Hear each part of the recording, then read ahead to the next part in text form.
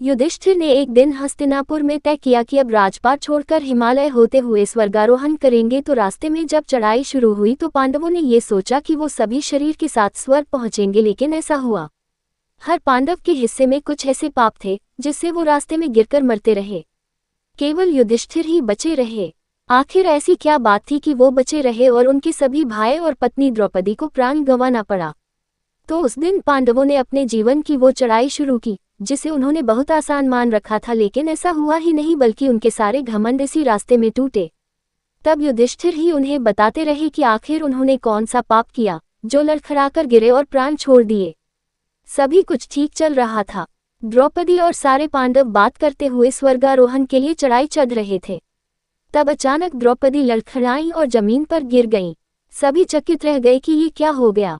तब भीम ने युधिष्ठिर से पूछा कि जब आखिर द्रौपदी ने ऐसा क्या पाप किया जो वह गिरी और उनके प्राण छूट गए। तब युधिष्ठिर बोले, वह अर्जुन को लेकर विशेष पक्षपाती थी, इसलिए उसने उसी का फल भुगता है।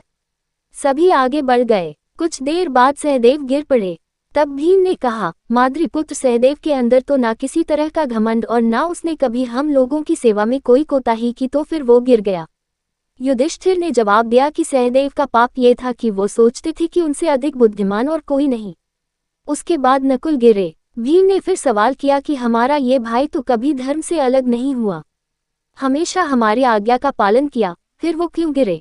अब युधिष्ठिर ने जवाब दिया, नकुल सोचते थे कि उन जैसा रूपवान कोई नहीं, इसी वजह से नकुल को अपने कर्मों का फल मिला है। सभी बचे पांडव शोकाकुल थे। सभी को लग रहा था कि पता नहीं कब किसका नंबर आ जाए। अब तो केवल युधिष्ठिर, अर्जुन और भीम ही बचे थे। कुछ देर जाने पर अर्जुन गिरे और प्राण छोड़ दिया। अब दुखी भीम ने पूछा, भाई युधिष्ठिर अब ऐसा क्यों हो गया। अर्जुन ने तो कभी झूठ नहीं बोला, फिर ये दशा क्यों हुई। युधिष्ठिर बोले, अर्जुन हमेशा घमंड किया करते थे कि एक ही दिन में सभी शत्रुओं का नाश कर देंगे, परंतु कभी ऐसा कर नहीं सके। घमंड ही उनका पाप था।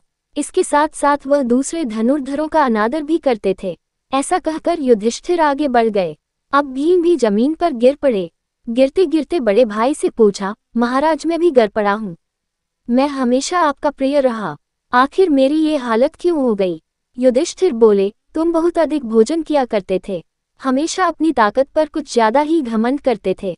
अब युधिष्ठिर के साथ उनका कुत्ता ही बचा रह गया। तभी इंद्र वहां स्वर्ग से रथ के साथ पहुंचे।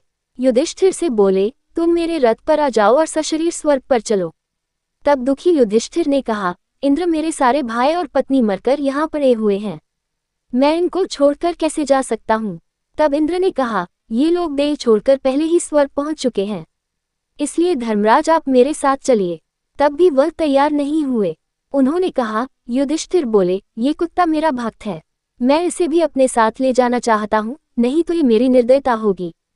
इंद्र ने फिर युधिष्ठिर को समझाने की कोशिश की कि कुत्ते को छोड़ दे, लेकिन युधिष्ठिर नहीं माने। तब आखिरकार इंद्र को मानना पड़ा और तभी कुत्ते की जगह भगवान धर्म प्रकट हो गए और युधिष्ठिर की तारीफ करते हुए बोले, तुमने जिस तरह भक्त कुत्ते के लिए दया दिखाई, उससे तुमने साबित कर दिया कि तुम हर तरह से श्रेष्ठ हो और सशरीर स्वर्ग में पहुंचोगे। तब इंद्र उन्हें अपने रथ पर बिठाकर स्वर्ग ले गए, जहां पांडव पहले से मौजूद थे।